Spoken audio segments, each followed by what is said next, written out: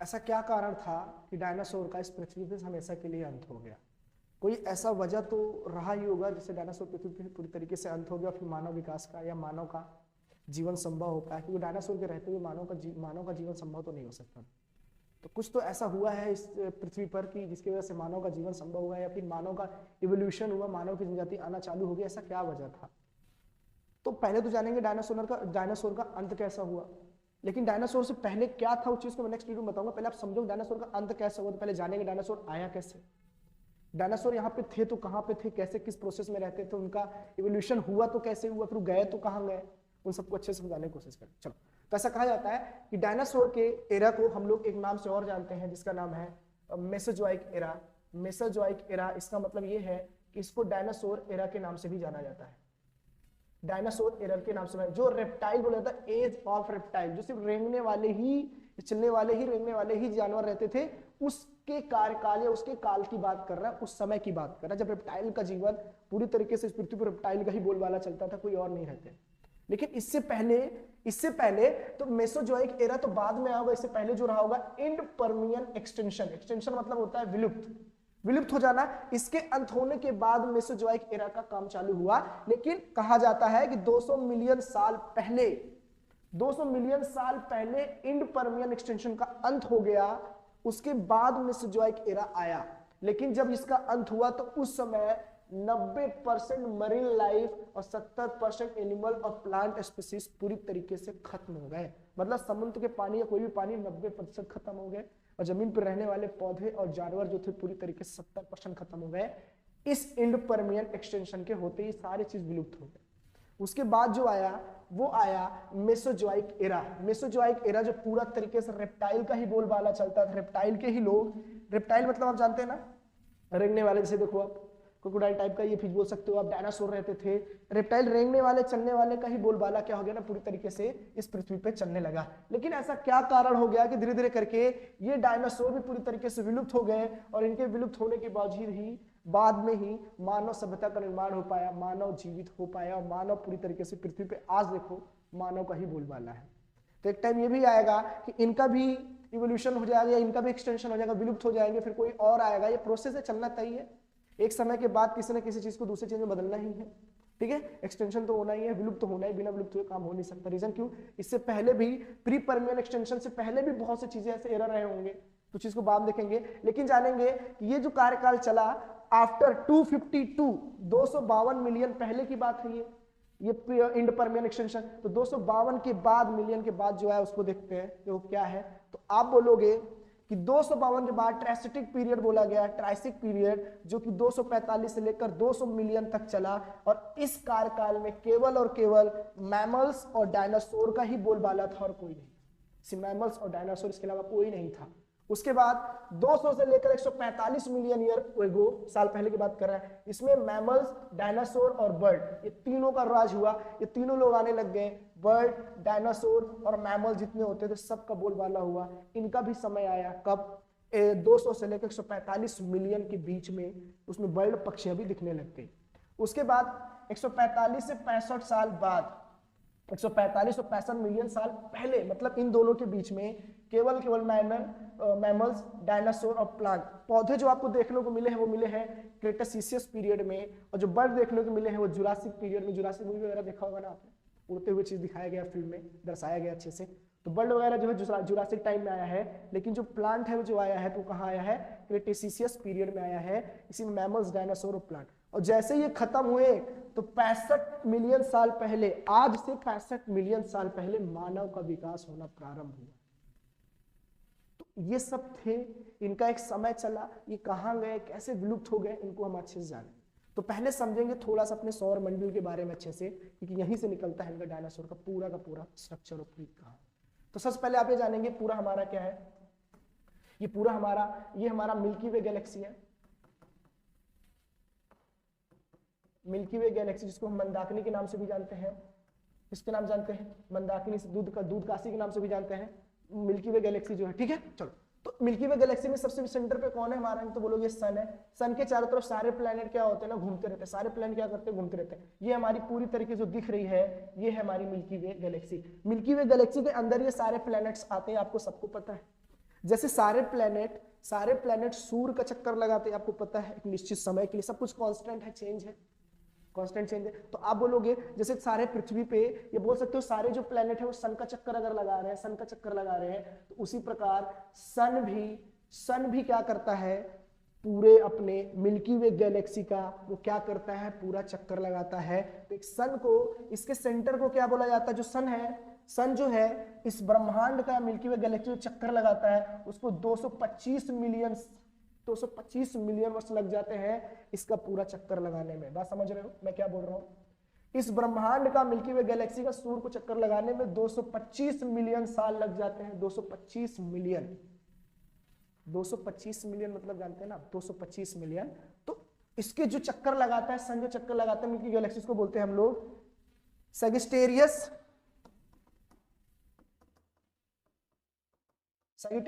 ए।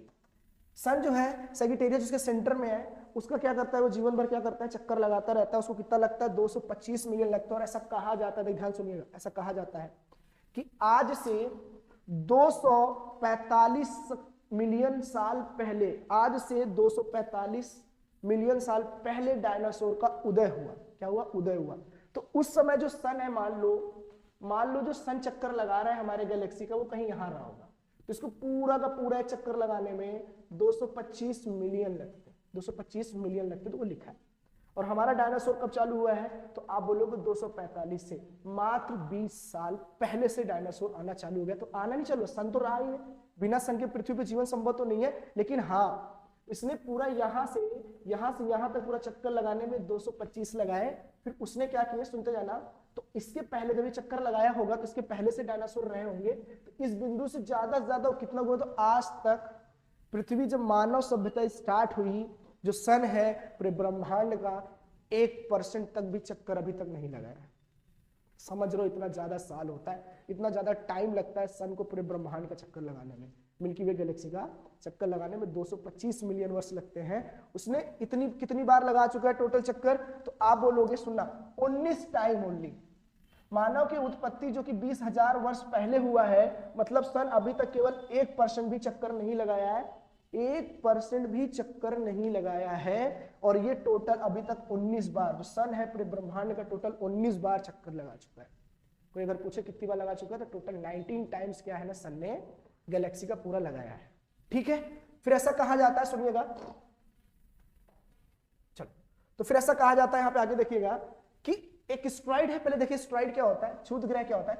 देखो, एक तो हमारा मार्स है, मार्स ध्यान देखिएगा तो आपको समझ में आएगा। ये मार्स है और ये हमारा क्या है ना, जुपिटर, जिसको हम बृहस्पति बोलते हैं। ये मंगल है और ये बृहस्पति है।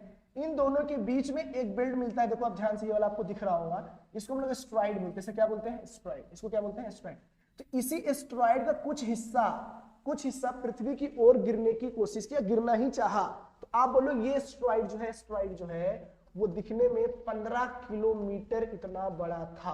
कितना था, 15 किलोमीटर इतना बड़ा था। और कहा जाता है 6 करोड़ 50 लाख साल पहले करीब 15 किलोमीटर विशाल का एस्टेरॉइड जो है पृथ्वी की ओर आया। 6 करोड़ 50 साल पहले जो एस्टेरॉइड है वो पृथ्वी की ओर आया। उसका डिस्टेंस कितना था, उसका लेंथ कितना था, तो आप बोलोगे 15 किलोमीटर कुल उसकी लंबाई और चौड़ाई थी। तो आप बोलोगे कि जब ये एस्टेरॉइड पृथ्वी पर पूरी तरीके से गिरा, एस्टेरॉइड जब पृथ्वी पूरी तरीके से गिरा, तो जाहिर बात है सारे डायनासोर, बर्ड्स, मैमल सब कुछ थे वहां पे, सब लोग थे वहां पे। तो ऐसा कहा जाता है, सुनते रहिएगा, ऐसा कहा जाता है कि जैसे एस्टेरॉइड पृथ्वी पर गिरा तो इसका जो था 10,000 गुना ज्यादा टेम्परेचर था। किसके कंपैरिजन में बता रहा हूं मैं, 10,000 गुना ज्यादा था। तो आप बोलोगे नागासाकी, और आपने देखा होगा अपने इतिहास में 1945 6 अगस्त 1945 में उन्होंने हिरोशिमा पे परमाणु बम फेंके थे अमेरिका वालों ने, और 9 अगस्त 1945 को नागासाकी परमाणु बम फेंके थे। जो परमाणु बम उन्होंने फेंके थे उसकी जो मारक क्षमता रही होगी, जो भी सेंटीग्रेड रहा होगा, उसका 10,000 अरब ज्यादा टेम्परेचर था इस एस्टेरॉइड के अंदर। और जैसे ये पृथ्वी पर गिरा तो आप मानो चंद सेकंड में, मात्र कुछ सेकंड में वहां के रहने वाले जितने भी जानवर थे लगभग क्या हो गए, ना के बराबर बचे, खत्म हो गए, पता ही नहीं चला, पल रखते हुए राख हो गया। पेड़ पौधे जानवर जितने थे सब खत्म हो गए। इसके गिरने की वजह से समुद्र में भी काफी लहरें आई, काफी लहरें आई, बड़े ऊंचे तो लहरें आए, तो थोड़े बहुत जो जानवर बचे तो उसके लहर में चपेट में आकर वो भी क्या हो गए, पूरी तरीके से खत्म हो गए। तो ऐसा कहा जाता है एस्टेरॉइड का आना ही पृथ्वी पर इन सबका विलय का कारण माना जाता है। एस्टेरॉइड के आने की वजह से ही यहाँ के रहने वाले डायनासोर, प्लांट्स, बर्ड सब क्या हो गए, खत्म हो गए। लेकिन कुछ तो बचा, कुछ बचता ही नहीं तो फिर मानव सभ्यता का निर्माण कैसे होता? कुछ तो रहा ही होगा वहां पे, ऐसा कोई कारण रहा होगा जिसकी वजह से डायनासोर बचे होंगे या नहीं बचे होंगे। तो कहा जाता है तो जैसे ही पृथ्वी पर यह एस्टेरॉइड गिरा, उसकी आग के लपटें कई हजार मीटर की दूरी तक आग के लपटें फैली, जिससे आने वाले सारे जानवर और पेड़ पौधे पूरी तरीके से क्या हो गए, जल के राख हो गए, नहीं बचे ही नहीं। एस्टेरॉइड इतना खतरनाक था, 10,000 अरब गुना ज्यादा था परमाणु बम के कंपैरिजन जो हिरोशिमा और नागासाकी में जो अमेरिका ने फेंके थे। ठीक है, चलो फिर कहा जाता है, आप सुनिएगा, ऐसा कहता है जैसे ही 15 किलोमीटर लंबा जो एस्टेरॉइड अपने पृथ्वी पर गिरा तो आग तो फैला, हीट तो हुआ, टेम्परेचर तो हाई था ही, लेकिन जैसे ही गिरा पूरे इन्वायरमेंट में डस्ट पार्टिकल, धूल और कंक्रीट के जो छीले थे सब एकदम एटमॉस्फेयर पूरी तरीके से क्या कर लिए, कवर कर लिए, जिसके कवर करने की वजह से सूर्य की रोशनी को आने में कई महीने कई वर्ष लग गए। तो जो सूर्य पर निर्भर यानी कि सन के रेस पर जो डिपेंड जितने भी एनिमल्स, प्लांट थे जो बचे हुए थे, वो भी सूर्य की रोशनी न पाने की वजह से धीरे धीरे करके क्या होने लगे, खत्म होने लग गए। उस पृथ्वी पर उस समय खाने के लिए कुछ चीज बचा ही नहीं था। खाना पानी न पाने की वजह से कुछ जानवर, पेड़ पौधे सारे क्या हो गए, खत्म हो गए, क्योंकि सूर्य किरणें पृथ्वी पूरी तरीके से नहीं पड़ रही थी। रीजन क्यों? क्योंकि जब भाई एक नॉर्मल परमाणु बम जब आसमान से पृथ्वी पर गिरता है, गिराया जाता है, तो उसके क्लाउड से मशरूम क्लाउड बनता है जो कि इतना खतरनाक होता है, उससे 10,000 अरब गुना ज्यादा एस्टेरॉइड पृथ्वी पर गिरा। तो आप बताओ पूरा पृथ्वी धुआं धुआं नहीं हो जाएगा? तो सन की रेस को आने में क्या लगने लगा, टाइम लगने लगा, जिसकी वजह से वहां का टेम्परेचर बढ़ने लग गया, घटने बढ़ने लग गया। तो जिससे वहां पर रहने वाले, एटमॉस्फेयर पर डिपेंड रहने वाले जितने भी इन्वायरमेंट पर रहने वाले जानवर डिपेंड कर रहे थे, वो धीरे धीरे करके खत्म होने लग गए। तो ऐसा कहा जाता है कि वहां पर कुछ बचा ही नहीं, सब कुछ क्या हो गया, पूरी तरीके से खत्म हो गया। तो फूड चेन, जो फूड चेन होता है ना, वो डिस्टर्ब हो गया। रीजन क्यों? फूड चेन इनबैलेंस हो गया। भाई कोई जानवर जैसे मान लो कि इस पर डिपेंड रहने वाले ये थे, इस पर डिपेंड रहने वाले ये थे, इस पर डिपेंड रहने वाले ये, सब किसी न किसी चीज पर डिपेंड थे। ये भाई साहब डिपेंड इस पे थे, ये डिपेंड थे इसी पे, और ये डिपेंड थे इस पर। तो आप बोलोगे जब भाई इनका खाने का चारा ही नहीं मिला तो फूड इम्बैलेंस नहीं हो गया, अनबैलेंस हो गया, तो खाने को मिल ही नहीं रहा, तो खाए पिए मर जाएंगे। एस्टेरॉइड गिरने की वजह से खाना पीना तो बचा नहीं, सारे पौधे खत्म हो गए, पौधे पर निर्भर रहने वाले वो जानवर मरेंगे, और जानवर पर रहने वाले जो जानवर डिपेंड थे दूसरे जानवर पे, वो जानवर ही नहीं बचेंगे तो दूसरे जानवर कैसे जिएंगे? और सनरेज तो आ नहीं रहा है कि हीट एनर्जी जनरेट हो, कुछ नहीं था, सब कुछ खत्म हो गया था। तो जिसकी वजह से वहां पे डिपेंड रहने वाले फूड चेन, कहा जाता है कि फूड चेन जानी गए होंगे आप, उसको खाता है उसको खा, जैसे मान लो घास है, जैसे आप देखो यहाँ पे थोड़ा सा, जैसे ये फ्लावर है और ये क्या है, फंगस, तो ये क्या करना है, इसको खा रहा है, जैसे मैमल्स खा रहा है, इंसेक्ट भी इसे खाता है, इंसेक्ट को मैमल भी खाता है। भैया अब ये जब ये सब बचेंगे ही नहीं तो यही नहीं खाएगा तो जिंदा कौन रहेगा? कोई रहेगा नहीं। फूड चेन इम्बैलेंस हो गया, कुछ बचा ही नहीं। कहा जाता है आग की लपटें तो दूर तक गई, जंगल पूरी तरीके से तबाह हो गया, सूखा देख रहे हो एकदम खत्म पूरा। भाई जब कुछ बचा, आग के सामने कौन टिकता है? 10,000 गुना ज्यादा परमाणु बम की क्षमता से, 10,000 अरब गुना ज्यादा सेंटीग्रेड रखने वाला। अब सोचो कितना ज्यादा उसके अंदर हीट होगा कि आसपास क्या, जब बड़े बड़े दानव खत्म हो गए, डायनासोर से लोग खत्म हो गए, कुछ बचा ही नहीं।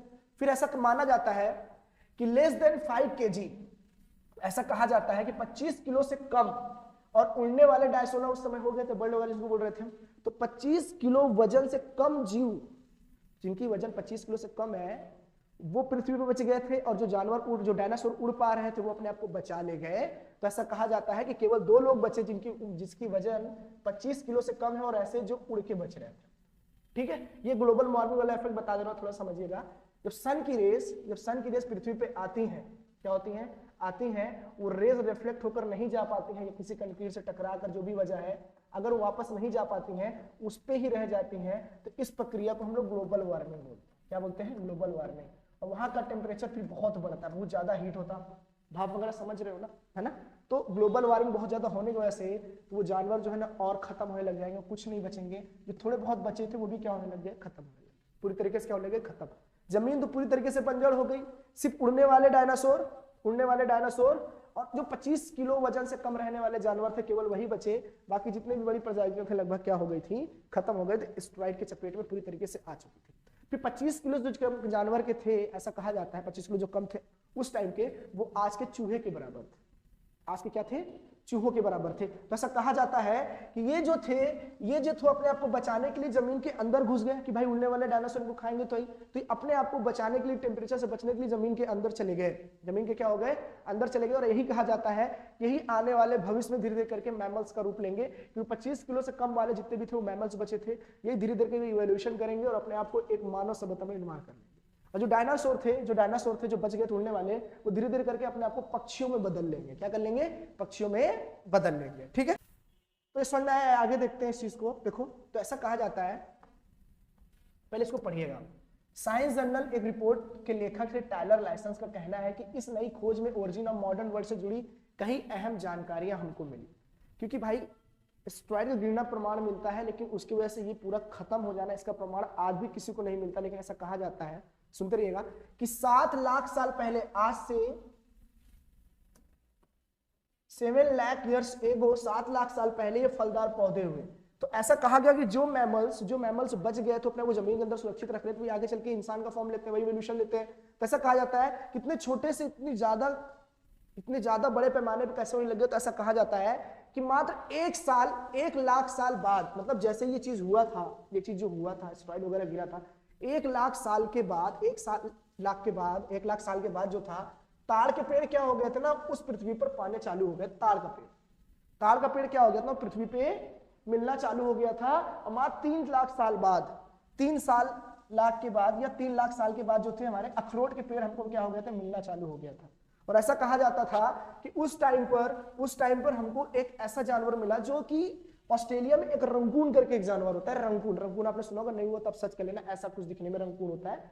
तो 1 लाख साल के बाद जब जंगलों में ताड़ के पेड़ होने लग गए थे, उसी टाइम पे क्या हो गया ना, हमको रंगून जैसे जो मैमल्स थे वो अपने आप को थोड़ा थोड़ा करके बड़ा कर रहे थे। रीजन क्यों, क्योंकि भाई 7 लाख साल बाद क्या हो गया था, फलदार पौधे होने लगे, तो वो इसको खाकर अब सब कुछ क्या हो गया ना, सारे जो थे वो प्लांट पे डिपेंड होने लग गया। कोई भी नॉन वेजिटेरियन नहीं रह गया भाई, सब खत्म हो गया, बचेगा क्या, तो सब पेड़ पौधे पे डिपेंड हो गए। तो उस समय एक लिगम प्लांट करके एक प्लांट हुआ करता था, जिसको इन्होंने खाया और इन्हें इतनी ज्यादा प्रोटीन, इतनी ज्यादा मात्रा में लेती कि इनका शरीर जो है ना विकसित होने लग गया पूरी तरीके से।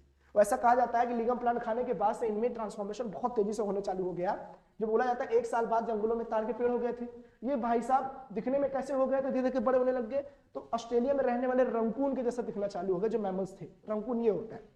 फिर कुछ सालों के बाद धीरे धीरे करके वो एक बीवर के फॉर्म में होने लग गए।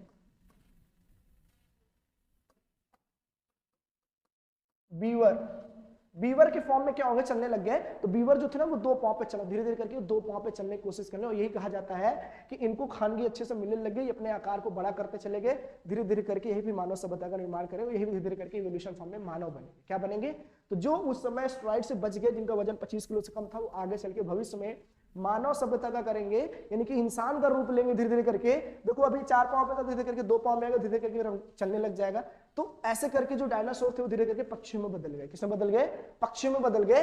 तो देवर म्यूजियम ऑफ नेचुरल साइंस आज भी कहता है एस्टेरॉयड का गिरने का प्रमाण हमको मिलता है, लेकिन ये जो एक्सटेंशन हुआ है या जो विलुप्त वाला सिस्टम हुआ है, ये हमें पता नहीं चल रहा है, हम इसको आज भी खोज कर रहे हैं। लेकिन हाँ, एस्टेरॉयड गिरने के बाद आज भी जो हमें फॉसिल वगैरह का जो होता है, फॉसिल उसके लेकर हम रिसर्च करते हैं, तो हमको पता चलता है कि मानव सभ्यता का जो निर्माण हुआ, वो मानव जो बने होंगे इसी प्रोसेस से बने होंगे, और जो पक्षियां बने होंगे वो इसी ही प्रोसेस से बने होंगे। तो हालांकि ये बात आपको अच्छे से समझ में आ गई होगी कि डायनासोर का अंत होने के बावजूद भी जीवन में हमारा क्या हो पाए, संभव हो पाए, मानव सभ्यता का निर्माण हो पाया है। हालांकि याद रखिएगा, हर चीज का अपना एरा, एक समय होता है, एक टाइम होता है। इसके खत्म होने के बावजूद ही दूसरी सभ्यता का स्टार्ट होता है। एस्टेरॉयड के जाने के बाद मानव सभ्यता का आया, हमारे जाने के बाद कोई और आए। ठीक है, ऐसे ये प्रथा चलती रहती है और कुछ ना कुछ जीवन में होता रहता है। तो जिंदगी अपनी जीजिए, सुकून से रहिए और अपने सपने पूरे करिए। किसी चक्कर मत पड़ो, अपने भविष्य में पढ़ो, वो ज्यादा अच्छा है, वो सुख देगा। कब कौन कहाँ चला जाए किसी का भरोसा नहीं। तो अपने मेहनत अपने पास रखिए, सारी चीजें आपको आएंगी। ठीक है, चलो तो मुस्कुराते रहो। आज का हम लोग सारा कुछ आपको बता दिए हैं, ठीक है, कि ये क्या है, ऐसे फॉर्मेशन क्या है, क्या बने हैं, सारा कुछ अच्छे से डिटेल में आपको बता दिया गया। ठीक है, चलो तो ऐसे मुस्कुराते रहो, मिलते रहेंगे, टाटा बाय बाय।